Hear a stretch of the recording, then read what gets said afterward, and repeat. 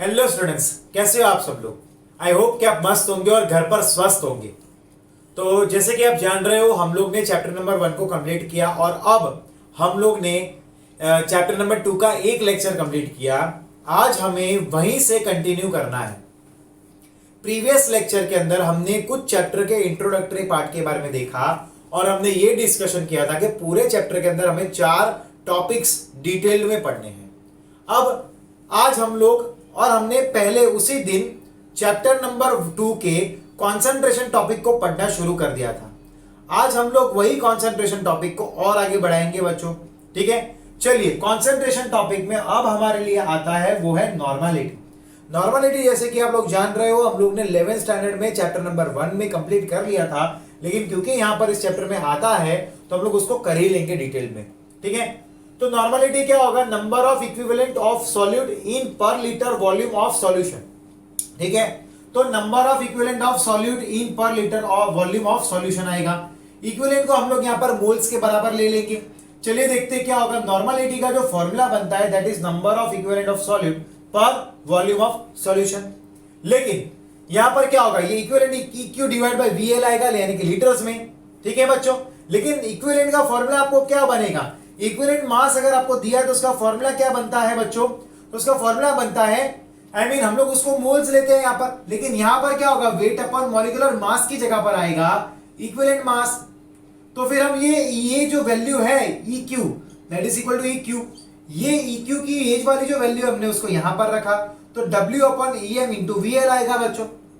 ठीक है, यस, लेकिन EM की वैल्यू क्या आएगी? तो EM equal to molecular mass upon n factor आएगा। n फैक्टर यानी कि नंबर ऑफ इलेक्ट्रॉन ट्रांसफर्ड। अब क्या होगा वो हम सब आगे पढ़ेंगे। अलग अलग कंपाउंड के लिए n फैक्टर का जो डेफिनेशन है वो बदलेगा। ठीक है बच्चों, तो यहाँ पर EM equal to molecular mass upon n factor आएगा और यही फॉर्मूला को हम यहां पर रखते इधर, तो क्या बन जाएगा? W अपॉन M0 आएगा ये वाला, डिवाइड बाई n फैक्टर तो ऊपर जाएगा, ठीक है, इंटू VL आ जाएगा। तो ये हमें फॉर्मूला मिल जाएगा फॉर द नॉर्मलिटी। ये हमें किसका मिल जाएगा? नॉर्मलिटी का फॉर्मूला मिल जाएगा। लेकिन अगर यहां पर आप VL लगाते हो तो आपको याद रखना है उसको हम लोग लीटर्स में ही लगाते हैं बच्चों। हम लोग यहां पर वॉल्यूम को लीटर में लगाएंगे। अगर वो लीटर में नहीं है, आपने उसको ml में ले लिया है, तो आपको यहां पर पूरे इक्वेशन को मल्टीप्लाई बाय 1000 करना पड़ेगा बच्चों। ठीक है, चलिए अब हम यहां पर देखते हैं कि भाई n फैक्टर क्या होता है। बाकी सारे टर्म्स तो आपको पता ही है कि बाकी सारे टर्म्स क्या है, लेकिन n फैक्टर के बारे में मैं बताता हूं। n फैक्टर के लिए हमें 4 चीजें याद रखनी है। कंपाउंड्स 4 प्रकार के रहते हैं बच्चों। पहला जो है कि compounds in case of acid, अगर आप लोग एसिड लेते हो तो उसका n फैक्टर हम क्या देखेंगे? आपको ये देखना है कि वो एसिड कितने H+ को दे रहा है और वही बन जाएगा n फैक्टर बच्चों। अगर वो 1 H+ को देगा तो उसका n फैक्टर बनेगा 1, अगर वो 2 H+ को देगा तो उसका n फैक्टर बनेगा 2 एंड सो ऑन। अब देखो जरा ध्यान से, HCl हमें यहां पर लिया हुआ है। जब ये HCl टूटेगा, व्हेन इट ब्रेक्स, क्या होगा? अब आपको पता होगा कि HCl जो है बच्चों वो यहां से टूटेगा, तो टूटकर क्या करेगा? वो एक H+ एंड एक Cl- बनाएगा। अब क्योंकि HCl ने सिर्फ एक ही H+ बनाया है तो उसका n फैक्टर क्या आएगा? 1 आएगा। हम लोग सेकंड कंपाउंड देखते हैं दैट इज H2SO4। जब H2SO4 टूटेगा, यहां से वो टूटेगा तो क्या बनेगा? 2H+ प्लस SO4 माइनस बनेगा। अगर आप यहां पर ध्यान से देखोगे तो यहां पर कितने H+ बने हैं? तो वो 2 बने हैं, तो उसका n फैक्टर क्या आएगा? 2 आएगा। हम लोग थर्ड लेते हैं दैट इज CH3COOH। अब वो क्या होगा? यहां से उसका बॉन्ड ब्रेक होगा, ठीक है ना, और ये बनेगा CH3COO माइनस प्लस H+। यहां पर कितने H+ बने हैं? तो यहां पर सिर्फ एक ही H+ बना है, तो इसका n फैक्टर आएगा इक्वल टू 1। लेकिन जब हम बेस के लिए पढ़ाई करते हैं तब हमें H+ नहीं देखना, तब हमें OH- देखना है, क्योंकि आपको डेफिनेशन तो याद ही होगा, 11th में हम लोग पढ़े हैं, इवन हम लोग ये चीजें 10th में भी पढ़े हैं कि जो भी कंपाउंड H+ को देता है वो होता है एसिड, और जो भी कंपाउंड OH- को देता है वो बन जाता है बेस। तो बेस तो OH- ही देगा, वो H+ नहीं देगा। ठीक है, अब यहां पर हम एक ही बेस लेते हैं दैट इज NaOH। जब यहां से वो टूटेगा क्या करेगा? एक OH- बनाएगा, तो उसके लिए n फैक्टर क्या बन जाएगा? That will be 1। ठीक है, लेकिन जब हम सॉल्ट्स की बात करते हैं, ये तीसरे कैटेगरी के कंपाउंड्स है। सॉल्ट्स के लिए क्या आएगा? The total magnitude of positive और नेगेटिव चार्ज। टोटल मैग्नीट्यूड क्या होगा? चलिए मैं बताता हूं कैसे। लाइक आपके पास N2CO3 है, तो N2CO3 यहां से टूटेगा, क्या होगा? नट्टू कोथरी क्या होगा, यहां से टूटेगा। अब ये जो नट्टू कोथरी यहां से टूटेगा, टूट के क्या बनेगा, जरा ध्यान से देखो, मैं इधर लिखता हूं, दैट इज Na प्लस मिलेगा प्लस CO3 माइनस बनेगा। यानी कि अगर आप यहां पर देखोगे तो पॉजिटिव चार्ज कितना बन रहा है, 2 इंटू प्लस 1, तो पॉजिटिव चार्ज +2 बन रहा है टोटल, एंड नेगेटिव चार्ज भी -2 है, यानी कि इसका n फैक्टर बनेगा 2। ठीक है ना, क्योंकि +2 एंड -2 है तो इसका n फैक्टर बन जाएगा 2। ठीक है, हम लोग Al2SO4 थ्राइस देखते हैं। जब ये टूटेगा क्या होगा, यहां से ये टूटेगा तो हमें मिलेगा 2Al3 प्लस, और क्या मिलेगा 3SO4 2 माइनस बनेगा। तो यहां पर टोटल पॉजिटिव चार्ज +6 है, टोटल नेगेटिव चार्ज -6 बना उसका। ठीक है ना, तो इसका n फैक्टर आ जाएगा 6। यानी कि आपको क्या करना है, जब भी आप सॉल्ट देखते हो तो आपको ये देखना है कि कितना पॉजिटिव एयर और नेगेटिव उसमें मैग्नीट्यूड उसका कितना बन रहा है, वो आपको देखना है। ठीक है, चौथे टाइप के जो कंपाउंड्स रहते हैं वो oxidizing agents and reducing agents के लिए है। अब ये बहुत ही इंपॉर्टेंट है, इस पे से क्वेश्चंस आते हैं, जेईई नीट में डेफिनेटली आते हैं। ठीक है बच्चों, अब जरा ध्यान से देखना, उसमें क्या आपको देखना है, नंबर ऑफ इलेक्ट्रॉन ट्रांसफर, जो मैंने स्टार्टिंग में यहीं पर बोला था, एन फैक्टर का मीनिंग ही ये होता है, नंबर ऑफ इलेक्ट्रॉन ट्रांसफर। देखो हम लोग समझते हैं एग्जांपल लेकर। ठीक है, लाइक आपके पास KMnO4 है, आपने उसका मान लो कोई रिएक्शन करवाया एसिडिक मीडियम के अंदर। यहां पर अगर आप देखोगे बच्चों तो आपको यहां पर H+ लिखा हुआ दिख रहा होगा। तो कोई भी रिएक्शन के अंदर अगर H+ दिखाया है एरो के ऊपर, यानी कि वो रिएक्शन एसिडिक मीडियम में हो रही है। तो यहां पर ये H+ दिखाया, अब ये क्या हो रहा है, ये Mn2+ में कन्वर्ट हो रहा है, Mn2+ में। अब आप देखिए यहां पर अगर आप देखोगे तो KMnO4 में, अब मैं यहां पर एक चीज लिखता हूं, KMnO4 में जरा ध्यान देना आप लोग, Mn का ऑक्सीडेशन नंबर क्या है, आपको यहां पर यही देखना है कि इसका ऑक्सीडेशन नंबर कितना बदल रहा है। ठीक है, तो Mn का यहां पर K का +1 बनेगा, Mn का मुझे ढूंढना है तो मैं X ले लेता हूं, और O का, तो O का कितना होता है, -2 रहेगा ना, तो O कितने है, यहां पर 4 है। ठीक है बच्चों, और इसके ऊपर कोई चार्ज लिखा हुआ है, नहीं लिखा, तो इक्वल टू क्या आएगा, 0 आएगा बच्चों। क्या आएगा, 0 आएगा। चलिए देखते हैं, +1 -8 प्लस x इक्वल टू 0 आएगा, और x इक्वल टू -8 आ जाएगा तो +8 बन जाएगा, और +1 आ जाएगा तो -1, यानी कि यहीं पर आप उसको कैलकुलेट कर लोगे तो -7, उधर तो +7 आ जाएगा। तो यहां पर ये +7 था, और यहां पर ये क्या हो गया, +2 हो गया, यानी कि 5 के जितना डिक्रीज हुआ। ठीक है, तो उसका n फैक्टर कितना होगा, यानी कि जो उसका ऑक्सीडेशन नंबर चेंज जितना हुआ है, उसका जो चार्ज चेंज हुआ है, वही यहां पर बनेगा उसका n फैक्टर। यहां पर इसका n फैक्टर कितना होगा इस रिएक्शन में, तो होगा इसका n फैक्टर 5। क्या बनेगा बच्चों, 5 बनेगा। चलिए अगर इसको हम लोग न्यूट्रल मीडियम में कर रहे हैं, अगर ये न्यूट्रल मीडियम में कर रहे हैं तो उसका जो प्रोडक्ट बनता है वो बनता है MnO2। अब यहां पर MnO2 है तो यहां पर Mn का चार्ज कितना बन के निकलेगा, तो Mn यहां पर x ले लो, 2 इंटू -2 करोगे आप इक्वल टू 0, क्योंकि ऊपर कुछ भी नहीं है, तो x -4 इक्वल टू 0, और कुल मिलाकर क्या होगा, x -4 आ जाएगा तो +4 आ जाएगा बच्चों। क्या आ जाएगा, इधर +4 आ जाएगा। तो यहां पर कितना चेंज हुआ, अब यहां पर +7 है और यहां आते आते +4 हो गया, यानी कि 3 जितना डिक्रीज हुआ, तो इसका n फैक्टर कितना बन जाएगा, 3 बन जाएगा। ये तो लेकिन न्यूट्रल मीडियम के लिए। जब ये बेसिक मीडियम में आता है, ठीक है, ये वाले बेसिक मीडियम OH- दिया है ना, तब इसका प्रोडक्ट बनता है K2MnO4। ठीक है, अब हम लोग यहां पर उसके लिए गिनते हैं, जरा ध्यान से देखिएगा, K2MnO4 हम लोग देखेंगे, बराबर है। तो 2 के लिए, तो 2 के का क्या होगा, 2 इंटू +1, Mn का हमें ढूंढना है, मैंने x ले लिया, O का -2 होता है लेकिन वो 4 है, ऊपर कुछ भी नहीं, इक्वल टू 0 आएगा। ठीक है, तो ये क्या हो जाएगा, -8 आ जाएगा, ये x आ जाएगा, और ये +2 आ जाएगा, और यहां पर आप सिंप्लीफाई करोगे तो x इक्वल टू क्या आ जाएगा, +6 आ जाएगा। तो यहां पर क्या हुआ, ये +6 इतना है, +7 था, +6 हुआ, तो ये डिक्रीज तो हुआ है यहां पर, लेकिन वो सिर्फ उसका जो चार्ज है वो ओनली 1 जितना चेंज हुआ, तो इसका यहां पर n फैक्टर बन जाएगा 1।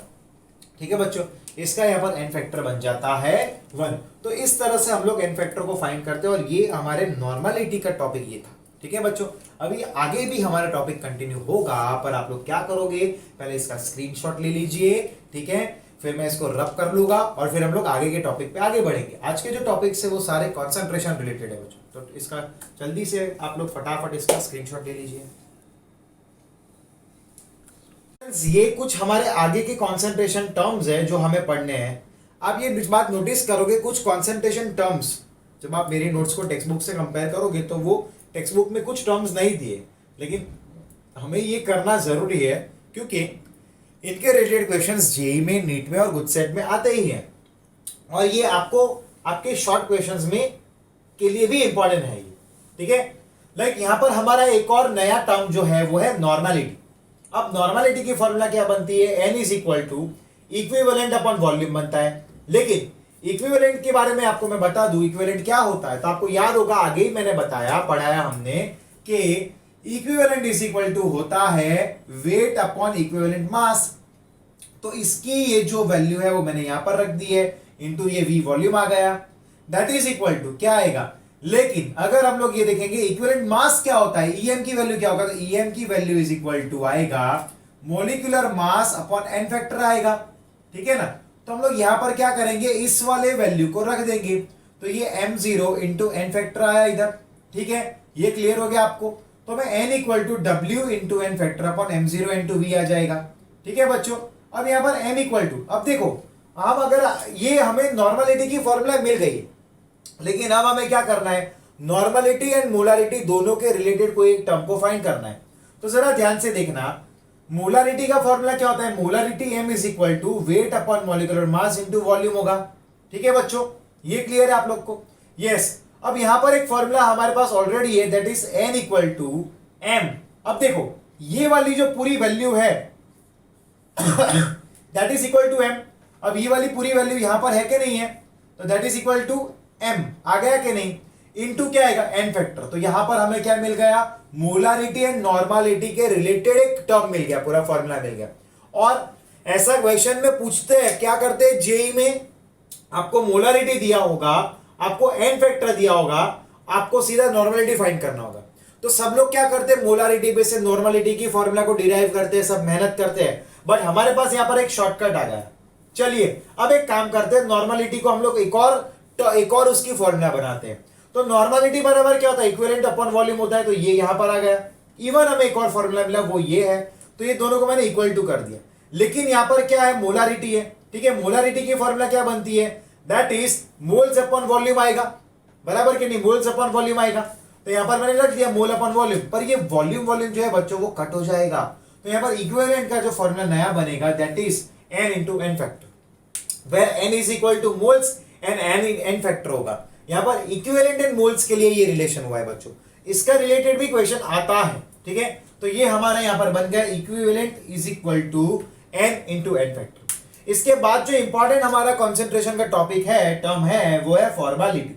अब फॉर्मालिटी क्या होता है, number of mole of solute in per litre volume of solution, ठीक है। अब देखना, फॉर्मालिटी का फॉर्मूला है number of formals of solutes, formals of solute divide by litre volume of solution, ठीक है। फॉर्मूल यानी कि मैंने लिया है Fn अपॉन Vl हुआ, लेकिन Fn का फॉर्मूला क्या होता है, अब ये आपके लिए नई बात, वेट अपॉन आएगा फॉर्मूला मास, ठीक है, वेट अपॉन फॉर्मूला मास। देखो बच्चों आप याद करो, मैं एक बात आपको लिखवाता हूं, जब हमने नॉर्मलिटी देखा था बच्चों, तो नॉर्मलिटी के लिए हमारे पास वहां पर जब हम नॉर्मलिटी लेते थे, तब आपने एक बात नोटिस की होगी, वहां पर हम लोग इक्विवेलेंट लेते थे, और इक्विवेलेंट के वैल्यू क्या होता है, वेट अपॉन इक्विवेलेंट मास था, ठीक है बच्चों। फिर उसके बाद जब हम मोलारिटी लेते थे, उसके लिए क्या था, उसके लिए हम लोग लेते थे मोल्स, यानी कि मैं उसको n लिखता हूं, तो वो क्या आएगा, वेट अपॉन मॉलिक्यूलर मास आएगा, ठीक है, mm लिख दिया मैंने यहां पर। लेकिन जब हम फॉर्मालिटी लेते हैं, तो क्या आएगा, फॉर्मल मास, यानी कि आएगा, यहां पर हमने लिया है दैट इज Fn, ठीक है, that is equal to weight upon formal mass, ठीक है, और ये बन जाएगा formulas Fn that is equal to weight upon Fm, W upon Fm, ये हमने रखा, यहां पर हमें मिल गया ये। तो अब जरा ध्यान से देखना Fn की, लेकिन ये Fn जो था that is equal to weight of solid upon formula mass, ठीक है, वेट, क्योंकि ये हमें यहां पर मिल गया ये बात, ठीक है। अब आप याद रखना, यहां पर आपको ये जो फॉर्मूला है फॉर्मालिटी का वो मिल चुका है, that is equal to weight upon formula mass into volume, लेकिन ये होना चाहिए लीटर्स में बच्चों, किस में होना चाहिए, लीटर्स में। अगर हम इसको ml में लेते हैं तो आपको ऊपर मल्टीप्लाई बाय 1000 करना पड़ेगा। अब आपको याद रखना है, कभी कभार आपको ऑब्जर्व्ड फॉर्मूला मास और थियोरेटिकल फॉर्मूला मास अलग अलग हो सकता है, और वही बात मॉलिक्यूलर मास के लिए भी रहती है, ऑब्जर्व्ड मॉलिक्यूलर मास और थियोरेटिकल मॉलिक्यूलर मास अलग अलग हो सकते हैं। उस टाइम पर हम क्या करते हैं, आई फैक्टर से मल्टीप्लाई करेंगे, ये एक और इंपॉर्टेंट टर्म है, that is F equal to IM।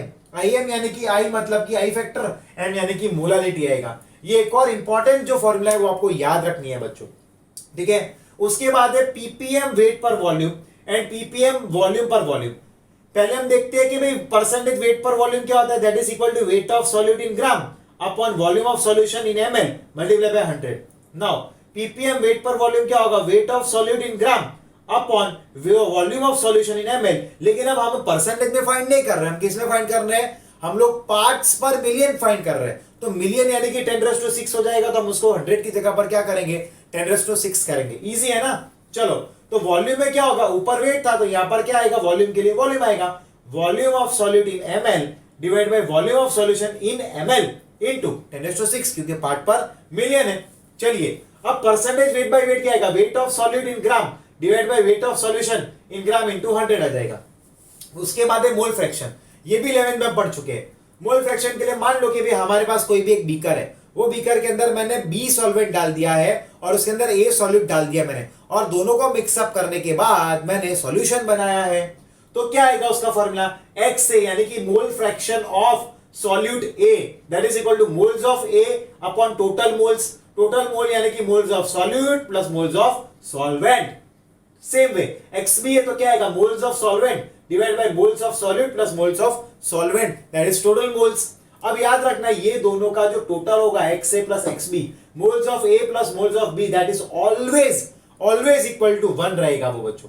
वो क्या रहेगा, it will be always equal to 1। उसके बाद है मोलालिटी का टर्म अपना। मोलालिटी क्या होगा, small m is equal to mole upon weight into KG, weight in KG sorry, ठीक है। अब यहां पर क्या होगा, मोल्स क्या होगा, वेट अपॉन मॉलिक्यूलर मास आएगा, तो मैंने लगा दिया, तो वेट इनटू केजी। अब अगर मान लो ग्राम में है तो वेट इन केजी, और ऊपर हम क्या करेंगे, मल्टीप्लाई बाय 1000 कर देंगे अगर हम ग्राम में लेते हैं। तो अब याद रखना, कोई भी चीज को अगर हमने एमएल में लिया है वॉल्यूम को, या फिर हमने वेट को ग्राम में लिया है, तो हम ऊपर मल्टीप्लाई बाय 1000 करते ही है। और हमारा आखिरी टर्म है ये कॉन्सेंट्रेशन का, वो है part per million weight by weight बच्चों, part per million weight by weight. तो क्या करेंगे, weight of solute in gram divide by weight of solution in gram. ये वेट बाई वेट है तो उसके लिए ग्राम पर ग्राम ही आएगा, तो ग्राम पर ग्राम इनटू 10⁻⁶ आ गया। अब अगर यहां पर देखोगे तो वॉल्यूम था वी बाई वी, तो एमएल पर एमएल आया, और यहां पर क्या था, वेट बाई वॉल्यूम था तो ग्राम पर एमएल आया। ये एकदम याद करने के लिए इजी ट्रिक्स है बच्चों, ठीक है। तो हमारे यहां पर सारे टर्म्स खत्म हो गए। एक बार झट से हम रिवीजन कर लेते हैं। नॉर्मलिटी का हमने मिल गया था भाई, क्या किया था हमने, डायरेक्ट हम दो चीजें देखते हैं। Normality is equal to m into N factor, जरा डेरिवेशन को ध्यान से लिखिएगा, ठीक है, और इसको रीड भी कर दीजिएगा। इस पे से हमने एक और चीज ढूंढी थी, equivalent is equal to n into N factor मिला था। फॉर्मेलिटी का फॉर्मूला था f इज इक्वल टू क्या आएगा, wait upon formula mass into volume in litre. अगर इसको हमने ml में लिया है तो ऊपर मल्टीप्लाई बाय 1000 करते, ठीक है। एक और फॉर्मूला बन के यहां पर आता है im, ठीक है, f equal to I M, I where i is equal to I factor, यहाँ पर m जो है वो स्मॉल m है, यानी कि यहाँ पर ये मोलालिटी का काम करेगा, ठीक है। बाकी ये सारे टर्म्स तो आपने अभी किए हैं। तो आज के टॉपिक अगर आप देखोगे बहुत इजी टॉपिक से, लेकिन बहुत इंपॉर्टेंट है। आपने नोटिस किया होगा कि पार्ट्स पर मिलियन को मैंने काफी, यहाँ पर मैंने आपको कितने, अगर आप ध्यान से देखोगे तो मैंने 3 ppm आपको सिखाया यहाँ पर, ठीक है। हालांकि ये बहुत सारे इंपॉर्टेंट है, आप जब टेक्स्ट बुक के साथ कंपैरिजन करोगे तो आपको पता चलेगा कि फॉर्मूला को डिराइव करके नहीं दिया, बट मैंने आपके लिए स्पेशली फॉर्मूला डिराइव किया। भले लेक्चर में थोड़ा टाइम ज्यादा लगे, लेकिन मैंने इसलिए डिराइव किया ताकि आपके दिमाग के अंदर ये बात क्लियर हो जाए कि फॉर्मूला कैसे बने हैं और आपको याद रखने में इजी हो जाए बच्चों, ठीक है। तो हमारा यहाँ पर पूरे चैप्टर का पहला जो पार्ट था वो था कॉन्सेंट्रेशन, वो खत्म होता है, ठीक है। अब हम लोग नेक्स्ट लेक्चर में मिलेंगे, तब तक आप इसका स्क्रीनशॉट ले लो। इसको आपको ये और इसके और आगे का जो बोर्ड मैंने भरा था वो सब कुछ 2-2 बार लिखना है, आपको मुझे व्हाट्सएप पे शेयर करना है, ठीक है। उसको लिखने के बाद और फिर हम आगे मिलते हैं नेक्स्ट लेक्चर में। तब तक के लिए goodbye and take care.